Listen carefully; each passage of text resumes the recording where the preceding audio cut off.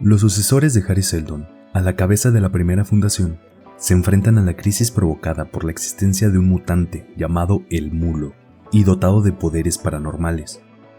Su objetivo es modificar el curso de la historia para volverla a llevar a la orientación inicialmente prevista por el fundador.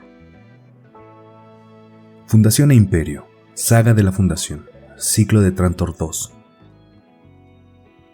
A Mary y Henry por su paciencia y tolerancia. Prólogo. El Imperio Galáctico se derrumbaba.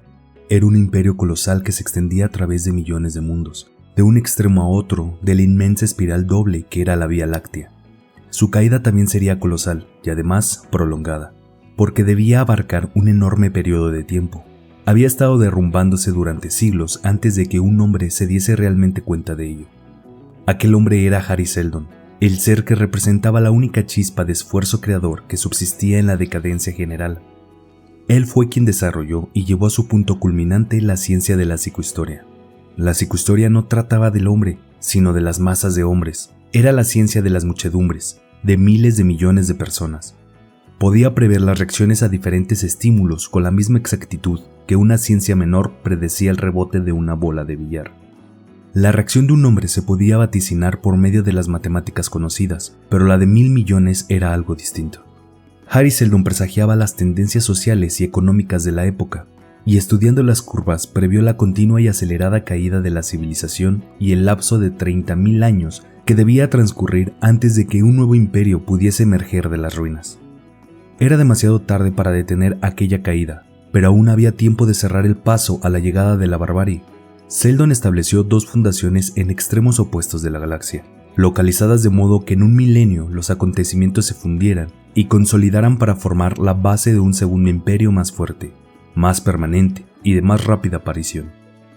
Fundación relata la historia de una de estas fundaciones durante los 2 primeros siglos de su vida. Se inició como una colonia de científicos en términos, un planeta situado en el extremo de una de las espirales de la galaxia. Separados del desorden del imperio, aquellos científicos trabajaron en la recopilación de un compendio universal de la sabiduría, la Enciclopedia Galáctica, ignorantes de la misión más profunda que había planeado para ellos el ya fallecido Seldon. A medida que el imperio se desintegraba, las regiones exteriores cayeron en manos de reyes independientes, y la fundación se vio amenazada por ellos. Sin embargo, enfrentando entre sí a los cabecillas bajo el mando de su primer alcalde, Salvador Hardin, consiguieron mantener una precaria independencia. Como únicos poseedores de la energía atómica en unos mundos que estaban olvidándose de las ciencias y retrocediendo al carbón y al petróleo, llegaron incluso a tener cierta preponderancia. La fundación se convirtió en el centro religioso de los reinos circundantes. Lentamente, la fundación desarrolló una economía comercial, mientras la enciclopedia pasaba a segundo plano. Sus comerciantes, vendiendo artículos atómicos, cuya calidad no hubiese superado el imperio ni en su época más gloriosa, penetraron hasta cientos de años luz a través de la periferia. Bajo Hover Mallow, primero de los príncipes comerciantes de la fundación, desarrollaron las técnicas de la guerra económica hasta el punto de derrotar a la República de Corel. A pesar de que este mundo recibía el apoyo de una de las provincias exteriores de lo que quedaba del imperio.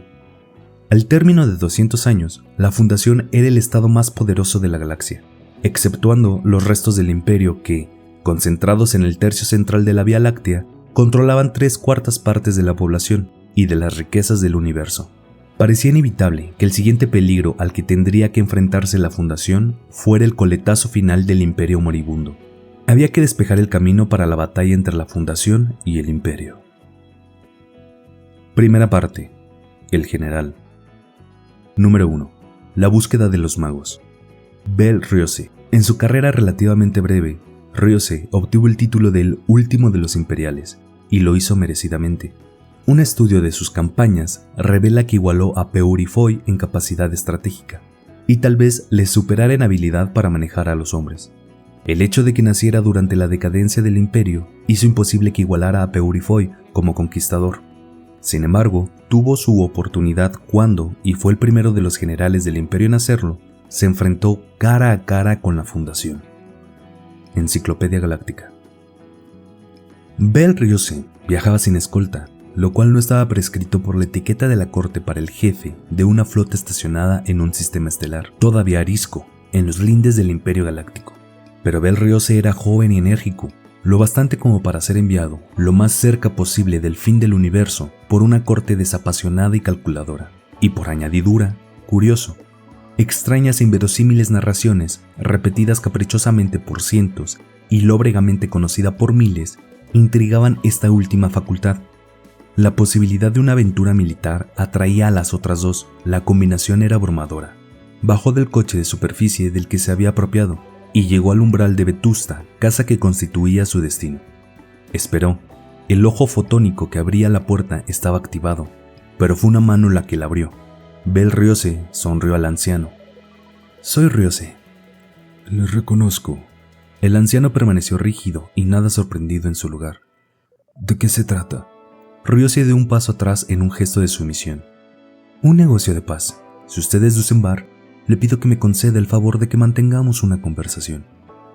Dusenbar se hizo a un lado y en el interior de la casa se iluminaron las paredes. El general entró en una estancia bañada por luz diurna. Tocó la pared del estudio y luego se examinó las yemas de los dedos. «¿Tienen ustedes esto en Sigüena?» Bar sonrió ligeramente. «Pero solo aquí, según creo. Yo lo mantengo en funcionamiento lo mejor que puedo. Debo excusarme por haberle hecho esperar en la puerta. El dispositivo atómico registra la presencia de un visitante, pero ya no abre esa puerta». «¿Sus reparaciones ya no llegan a tanto?» La voz del general detonaba una ligera ironía. «Ya no se consiguen piezas de recambio. Tenga la bondad de tomar asiento. ¿Desea una taza de té?» «¿En Sigüena? Dios mío, señor. Es socialmente imposible no beberlo aquí». El viejo patricio se retiró sin ruido, con una lenta inclinación que era parte de la ceremoniosa herencia legada por la aristocracia desaparecida de los mejores días del siglo anterior. Riose siguió a su anfitrión con la mirada, y su estudiada urbanidad se sintió algo insegura.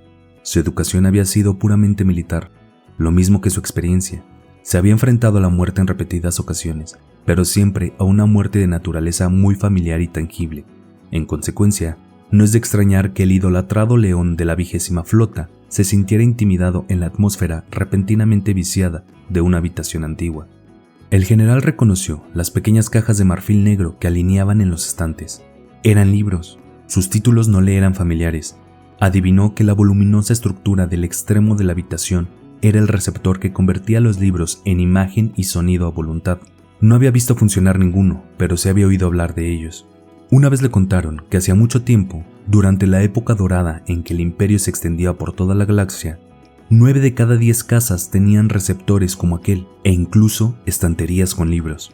Pero ahora era necesario vigilar las fronteras. Los libros quedaban para los viejos. Además, la mitad de las historias sobre el pasado eran míticas, tal vez más de la mitad. Llegó el té y Riose tomó asiento. Dusenbar levantó su taza. «A su salud». «Gracias. A la suya».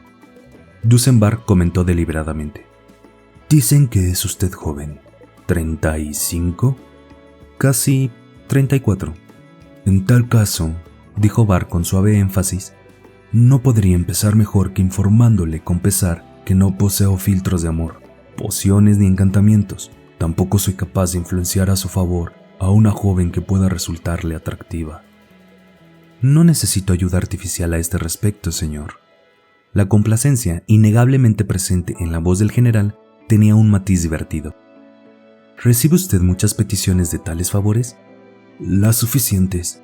Por desgracia, un público no informado tiende a confundir la erudición con la magia, y la vida amorosa parece ser el factor que requiere mayor cantidad de argucias». «Me parece muy natural, pero yo difiero de ello. Solo relaciono la erudición con la capacidad de contestar a preguntas difíciles». El cigüeniano le contempló sombríamente. «Puede estar tan equivocado como ellos». «Tal vez sí, y tal vez no». El joven general posó su taza en la rutilante funda y la llenó de nuevo. A continuación, echó en ella la cápsula aromatizada que le ofrecían. «Dígame entonces, Patricio, ¿quiénes son los magos? Los verdaderos magos». Bar pareció asombrado al oír aquella palabra, ya en desuso. «No hay magos». «Pero la gente habla de ellos. En Sigüena abundan las leyes al respecto. Hay cultos desarrollados a su alrededor. Existen una extraña conexión entre estos y aquellos grupos de sus compatriotas que sueñan y divagan sobre el pasado y sobre lo que ellos llaman libertad y autonomía. El asunto podría convertirse eventualmente en un peligro para el Estado. El anciano meneó la cabeza. ¿Por qué se dirige a mí? ¿Acaso olfatea una rebelión conmigo como cabecilla? Ryose se encogió de hombros. No en absoluto, pero no es una idea del todo ridícula. Su padre fue un exiliado en su tiempo. Usted mismo es un patriota en el suyo. No es muy correcto por mi parte mencionarlo, ya que soy su invitado, pero mi gestión lo exige. Sin embargo, ¿una conspiración ahora? Lo dudo. El espíritu combativo de Sigüena se extinguió hace ya 3 generaciones. El anciano replicó con dificultad. Voy a ser tan poco deliberado como anfitrión como usted lo ha sido como huésped. Le recordaré que, un día, un virrey pensó como usted sobre los apocados sigüenianos. Por orden de aquel virrey, mi padre se convirtió en un mendigo fugitivo, mis hermanos en mártires y mi hermana en una suicida. No obstante, aquel virrey encontró una muerte horrible a manos de aquellos mismos esclavizados sigüenianos. Ah, sí, y por cierto, todo esto se relaciona con algo que me gustaría decir. Hace 3 años que la misteriosa muerte de aquel virrey ya no es tal para mí. Tenía en su guardia personal a un joven soldado, muy interesante por su forma de obrar. Usted era aquel soldado, pero creo que no son necesarios los detalles. Bar permanecía tranquilo. En efecto, ¿qué propone usted? Que responda a mis preguntas. No lo haré bajo amenazas. Soy viejo, lo suficiente como para que la vida ya no me importe demasiado. Por Dios, señor, los tiempos son difíciles, dijo Ryose significativamente. Y usted tiene hijos y amigos, además de una patria por la que pronunció en el pasado frases de amor y locura. Vamos, si tuviera que decirme por la fuerza, mi objetivo no sería tan vil como el de golpearle. Bar preguntó fríamente. ¿Qué es lo que quiere? Ryose habló con la taza vacía en la mano. Escúcheme, Patricio. Hay épocas en que los soldados más triunfales son aquellos cuya función es ir a la cabeza de los desfiles que recorren los terrenos del Palacio Imperial en las festividades y escoltar las rutilantes naves de recreo que llevan al emperador a los planetas estivales. Yo soy un fracaso. Soy un fracaso a los 34 años y lo seré siempre. ¿Por qué? Fíjese, me gusta luchar, por eso me han enviado aquí. En la corte soy demasiado molesto. No me adapto a la etiqueta. Ofendo a los petimetres y a los lores almirantes, pero soy un capitán de naves y de hombres, demasiado bueno para que prescindan de mí, abandonándome en el espacio. Por eso Sigüena es el sustituto. Es un mundo fronterizo, una provincia rebelde y estéril. Está lejos, lo bastante lejos como para satisfacer a todos. De este modo me consumo, no hay rebeliones que sofocar, y últimamente los virreyes fronterizos no se rebelan, al menos no desde el difunto padre del emperador, de gloriosa memoria. Hizo un escarmiento con Mountel de Paramay. Un emperador fuerte, murmuró Bar. Sí, y necesitamos más como él. Es mi maestro, recuérdelo, y son sus intereses los que protejo. Bar se encogió de hombros con indiferencia. ¿Qué relación tiene todo esto con el tema? Se lo explicaré en 2 palabras. Los magos que he mencionado vienen de más allá de los puestos fronterizos, donde las estrellas están diseminadas. Donde las estrellas están diseminadas, repitió Bar, y penetra el frío del espacio. ¿Es eso poesía? Ryose frunció el ceño. Los versos parecían una frivolidad en aquellos momentos. En cualquier caso, vienen de la periferia, el único lugar donde soy libre para luchar por la gloria del emperador, y servir así los intereses de su majestad imperial y satisfacer sus propias ansias de lucha. Exactamente, pero he de saber ¿contra qué lucho? Y en esto usted puede ayudarme. ¿Cómo lo sabe? Ryose mordisqueó una galleta. Porque durante 3 años he seguido la pista de todos los rumores, mitos y alusiones relativos a los magos. Y de toda la información que he sacado de las bibliotecas, solo hay 2 hechos aceptados unánimemente, por lo que deben ser absolutamente ciertos. El primero es que los magos proceden del extremo de la galaxia, frente a Sigüena. El segundo es que el padre de usted conoció una vez a un mago, vivo y real, y habló con él. El anciano sigüeniano fijó la mirada y Ryose continuó. Será mejor que me diga cuánto sabe. Bar dijo pensativamente. Sería interesante contarle ciertas cosas. Sería un experimento psicohistórico exclusivamente mío. ¿Qué clase de experimento? Psicohistórico. El viejo sonrió de modo desagradable y enseguida prosiguió. Haría bien tomar más té. Voy a soltarle un pequeño discurso. Se apoyó bien en los blandos almohadones de su butaca. Las luces de las paredes disminuyeron su potencia hasta convertirse en un fulgor rosado y marfileño, que incluso suavizaba el duro perfil del soldado. Dusenbar comenzó. Mis conocimientos son el resultado de 2 accidentes, el de haber nacido hijo de mi padre, por ser quien fue, y el de haberlo hecho en mi país. Todo se inició hace más de 40 años, poco después de la Gran Matanza. Mi padre andaba fugitivo por los bosques del sur mientras yo servía en la flota personal del virrey. A propósito, era el mismo virrey que había ordenado la matanza y que encontró una muerte tan cruel tras ella. Bar sonrió turbadamente y siguió. Mi padre era un patricio del imperio y senador de Sigüena. Se llamaba Onum Bar. Río se le interrumpió con impaciencia. Conozco muy bien las circunstancias de su exilio. No es preciso que se extienda en detalles a este respecto. El cigüeniano le ignoró y continuó sin inmutarse. Durante su exilio, fue abordado por un vagabundo, un mercader del extremo de la galaxia, un joven que hablaba con extraño acento y no sabía nada de la reciente historia imperial, y que estaba protegido por un campo de fuerza individual. ¿Un campo de fuerza individual?, repitió Ryose con asombro. Dice usted cosas incomprensibles. ¿Qué generador podría tener la potencia suficiente como para condensar un campo en el volumen de un solo hombre? Por la gran galaxia, ¿llevaba a cuestas una fuente de 5.000 miriatoneladas de energía atómica? ¿O acaso usaba una carretilla de mano? Bar dijo tranquilamente. Este es el mago sobre el que usted ha oído rumores, historias y mitos. El título de mago no se gana con facilidad. No llevaba un generador lo bastante grande como para ser visto, pero ni el disparo del arma más pesada que pudiera usted sostener en la mano hubiese siquiera arrugado el escudo que llevaba. ¿Es esta toda la historia? ¿Acaso los magos nacen de las habladurías de un anciano trastornado por el sufrimiento y el exilio? La historia de los magos es incluso anterior a mi padre, señor, y la prueba es aún más concreta. Después de dejar a mi padre, ese mercader a quien los hombres llaman mago visitó a un tec, es decir, a uno de los técnicos, en la ciudad que mi padre le había indicado, y allí dejó un generador escudo del tipo que él llevaba. Ese generador fue recuperado por mi padre cuando volvió del destierro al producirse la muerte del sanguinario virrey. Tardó mucho tiempo en encontrarlo. El generador está colgado de la pared que tiene a sus espaldas, señor. No funciona. Solo lo hizo los primeros días, pero si lo examina, verá que no ha sido diseñado por ningún hombre del imperio. Ryose alargó la mano para coger el cinturón de eslabones de metal que colgaba de la pared curvada. Se desprendió con un ligero chasquido cuando el diminuto campo adhesivo se interrumpió al contacto de su mano.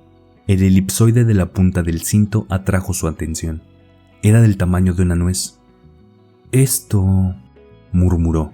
«Esto era el generador», asintió Bar. «He dicho que lo era. El secreto de su funcionamiento ya no puede descubrirse ahora.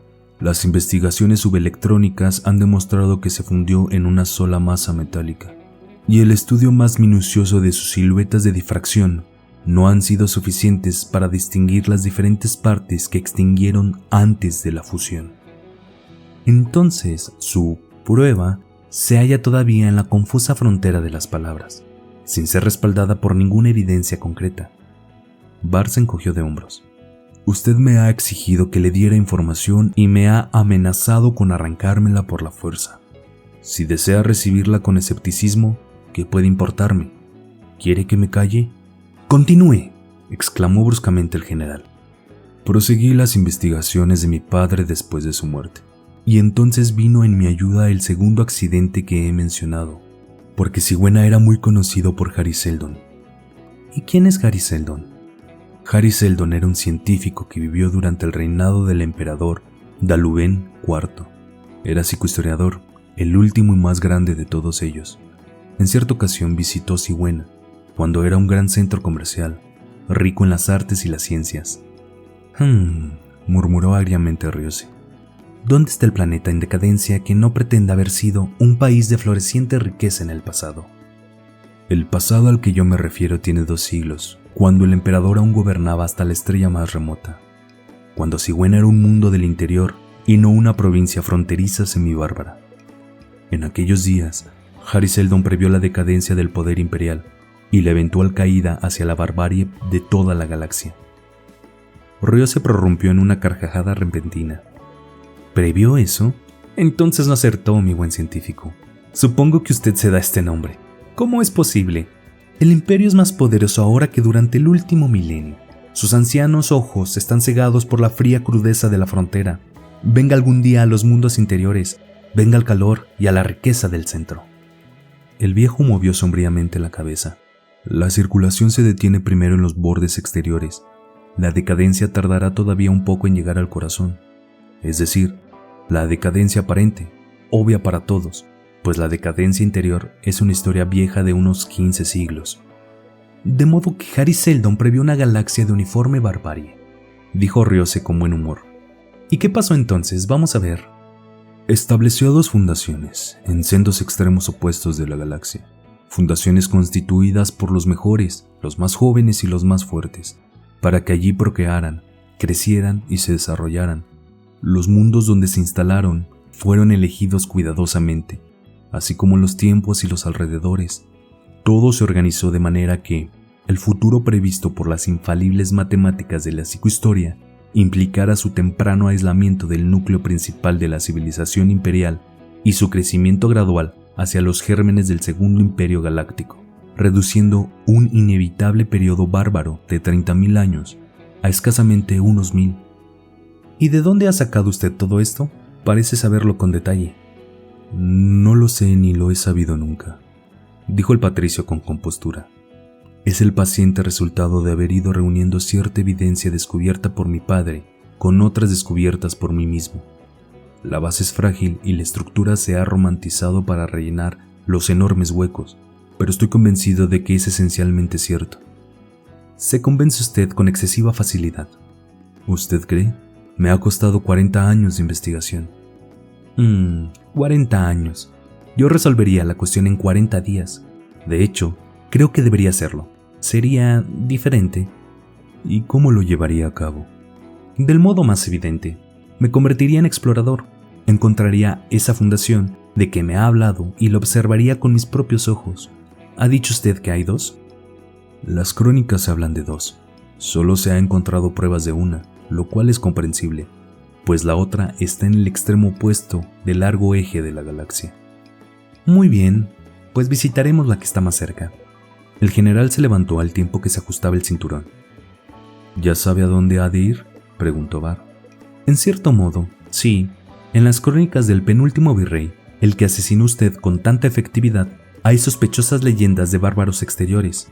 De hecho, una de sus hijas fue dada en matrimonio a un príncipe bárbaro. Ya encontraré el camino. Extendió la mano. Gracias por su hospitalidad. Dusenbar tocó la mano del general con sus dedos y se inclinó ceremoniosamente. Su visita ha sido un gran honor para mí. En cuanto a la información que me ha dado, continuó Bel-Ryose, sabré agradecérsela cuando vuelva. Dusenbar siguió cortésmente a su huésped hasta la puerta exterior y dijo en voz baja mientras desaparecía el coche de superficie. Si vuelve. Número 2. Los magos. Fundación. Tras 40 años de expansión, la fundación se enfrentó a la amenaza de Bel-Ryose. Los épicos días de Hardin y Malou habían desaparecido, y con ellos cierta dura osadía y resolución. Enciclopedia Galáctica. Había 4 hombres en la habitación, situada de forma que nadie podía acercarse a ella. Los 4 se miraron rápidamente y después contemplaron durante un buen rato la mesa que les separaba. Sobre la misma había 4 botellas y otros tantos vasos, pero nadie los había tocado. A continuación, el hombre más próximo a la puerta extendió un brazo y tamborileó un ritmo lento y suave sobre la mesa, al tiempo que decía: ¿Van a continuar sentados y callados eternamente? ¿O acaso importa quién hable primero? Pues hágalo usted, dijo el hombre corpulento sentado frente a él. Usted es el que debería estar más preocupado. Zenet Forel rió en silencio y sin humor. Porque se imaginan que soy el más rico, o tal vez esperan que continúe, ya que he empezado. Supongo que no han olvidado que fue mi propia flota comercial la que capturó esa nave exploradora. Usted tenía la flota más grande, dijo un tercero, y los mejores pilotos, lo cual es otra manera de decir que es el más rico. Fue un riesgo tremendo, y hubiera sido aún mayor para uno de nosotros. Zenet Forel volvió a reír silenciosamente. Tengo cierta facilidad para correr riesgos, ya que ello lo he heredado de mi padre. Después de todo, el punto esencial en la aceptación de un riesgo es que los resultados lo justifiquen, y, en cuanto a eso, no cabe la menor duda de que la nave enemiga fue aislada y capturada sin pérdidas por nuestra parte y sin poner sobre aviso a los demás. El hecho de que Forel fuese un lejano pariente colateral del gran desaparecido Hobart Mallow era sabido abiertamente en todo el ámbito de la fundación. El hecho de que fuera hijo ilegítimo de Mallow era aceptado en silencio por todos. El cuarto hombre pestañeó subrepticiamente. Las palabras escaparon de sus labios. El haber capturado esa navecilla no es como para ponerse a dormir sobre los laureles. Lo más probable es que ese joven se enfurezca aún más. ¿Usted cree que necesita motivos?, preguntó desdeñosamente Forel. Pues sí, lo creo, y esto podría ahorrarle, mejor dicho, le ahorrará la molestia de inventarse uno. El cuarto hombre hablaba despacio. Hobart Mallow trabajaba de otra manera, y también Salvador Harding. Dejaban que otros usaran el dudoso medio de la fuerza, mientras ellos maniobraban tranquilamente y con seguridad. Forel se encogió de hombros. Esa nave ha probado su valor. Los motivos son baratos y lo hemos vendido con beneficios. Se advertía en sus palabras la satisfacción del comerciante nato. Continuó. Ese joven es del viejo imperio. Ya lo sabemos, continuó el segundo hombre, un tipo corpulento, con un gruñido de desagrado. Lo sospechábamos, rectificó suavemente Forel. Si un hombre viene con naves y riqueza, con talante de amistad y con ofertas comerciales, es de sentido común evitar su enemistad hasta estar seguros de que su buena disposición no es una máscara. Pero ahora... Había un ligero tono de lamentación en la voz del tercer hombre cuando interrumpió. Podríamos haber sido aún más cautelosos. Podríamos habernos enterado primero, antes de permitirle que se marchara. Hubiera sido lo más sensato. Este punto ya se ha discutido y desechado, dijo Forel, apartando el tema con un ademán concluyente. El gobierno es blando, se lamentó el tercer hombre, y el alcalde es un idiota. El cuarto miró de uno en uno a los otros tres y se quitó de la boca la colilla de cigarro, la dejó caer en la ranura situada a su derecha, donde desapareció con una chispa final. Dijo con sarcasmo. Espero que el caballero que ha hablado últimamente lo haya hecho solo por hábito. Aquí nos podemos permitir el lujo de recordar que el gobierno somos nosotros. Hubo un murmullo de asentimiento. Los ojos diminutos del cuarto hombre estaban fijos en la mesa. Entonces dejemos en paz a la política del gobierno. Ese joven, ese extranjero, podría ser un cliente potencial. Ha habido otros casos. Todos ustedes intentaron adularle para conseguir un contrato previo. Tenemos un acuerdo entre caballeros, que va en contra de esto, pero a pesar de todo, lo intentaron. Y usted también, gruñó el segundo. Lo sé, replicó con calma el cuarto. Pues olvidemos lo que hubiera podido hacer, interrumpió Forel con impaciencia. Y continuemos pensando en que debemos actuar ahora. En cualquier caso, ¿qué habría pasado si lo hubiésemos matado o hecho prisionero? Aún ahora no estamos seguros de sus intenciones, y en el peor de los casos, no podríamos destruir un imperio quitando la vida a un solo hombre. Podría haber montones de flotas esperando por si se daba el caso de que el joven no regresara. Exactamente, aprobó el cuarto. Veamos, ¿qué se consiguió con la captura de esa nave? Soy demasiado viejo para tanta charla.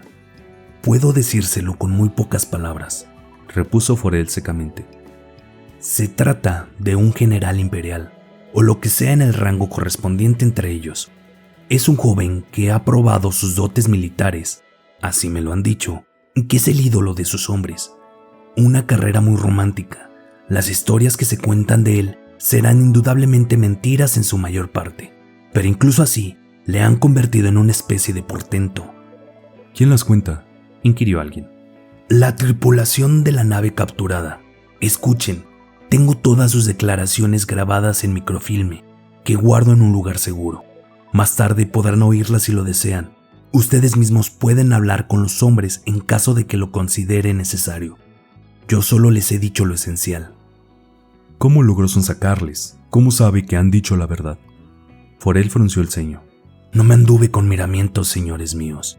Les golpeé, les drogué de forma masiva y empleé despiadadamente la sonda. Hablaron y podemos creerles.